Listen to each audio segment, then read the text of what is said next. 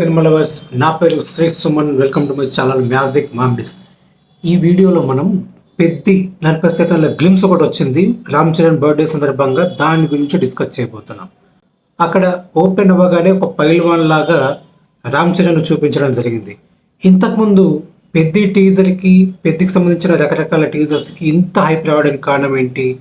Cricket ఆ shot, అంటే ఒక ధోని హెలికాప్టర్ షాట్ లాగా పెద్ది షాట్, తర్వాత వచ్చిన పాటలు, ఇవన్నీ కూడా.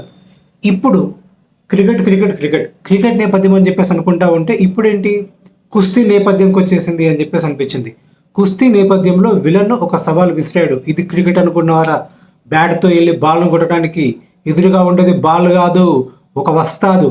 ఆ వస్తాదు అనేది వాడితో ఆడే ఆట అనేది ప్రాణాలతో ఆడే ఆట, బంతితో ఆడే ఆట కాదు, ఇది ప్రాణాలతో ఆడే ఆట అని చెప్పేసి విలన్ సవాల్ విసిరితే ఆ సవాల్ను స్వీకరించిన రామ్ చరణ్ ఒక దాని షర్ట్లెస్గా RRR సినిమాలో చూసి, అరే బాలీవుడ్ కంటే మనం దేనిలో తక్కువ అసలు పర్సనాలిటీ విషయంలో మనం వాళ్ళకి ధీటుగా ఎదుగుతున్నాం, ఎవడరా హృతిక్ రోషన్ అని చెప్పేసి అనుకున్నామా? ఇప్పుడు హాలీవుడ్ బాలీవుడ్ ఇద్దరిని కలిపి మిక్స్లు వేసి ఎగిరి తన్నేలాగా ఉందన్నమాట. ఏది రామ్ చరణ్ యొక్క ఫిజిక్.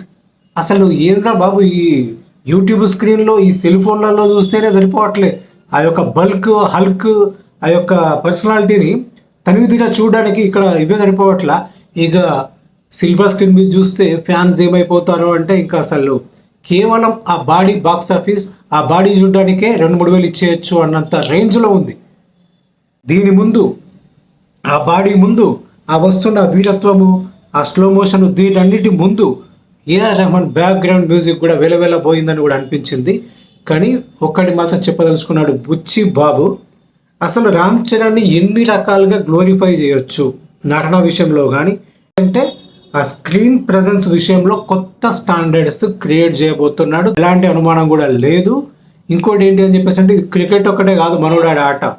ఎవడు ఛాలెంజ్ విసిరితే ఆ ఆట ఆడతాడు. అంటే అన్ని రకాల ఆటలు ఆడే ఆటగాడు రామ్ చరణ్ అని చూపిస్తున్నాడు. దేనికైనా ఆటే నా ఆయుధం అని చెప్పేసి అంటున్నాడు, ఆటే నా ప్రాణం అని చెప్పేసి అంటున్నాడు. అంటే ఎలాంటి ఆటలైనా ఆడుతాడు. ఆటలతో ఆడుకునే ఆటే ఈ సినిమా కాబోతుంది, అభిమానులకు కనువిందు కాబోతుంది అని చెప్పేసి అర్థమవుతుంది. మొత్తానికైతే రామ్ చరణ్ జన్మదినం రోజున, శ్రీరామనవమి రోజున సాక్షాత్తు హనుమంతుని కళ్ళగా చూసినట్టు కనిపించింది. నిజం చెప్తున్నా, మామూలుగా లేదు. హనుమంతుడి సాక్షాత్కారము యూట్యూబ్లో అయినట్టు కనిపించింది. ప్రాజెక్ట్ ఇంకో 1 మంత్లో ఆ వెండి సినిమా చూడడానికి వెయిట్ చేస్తున్నామని తెలియజేస్తూ ఈ వీడియో ముగిస్తున్నాను. Thank you friends.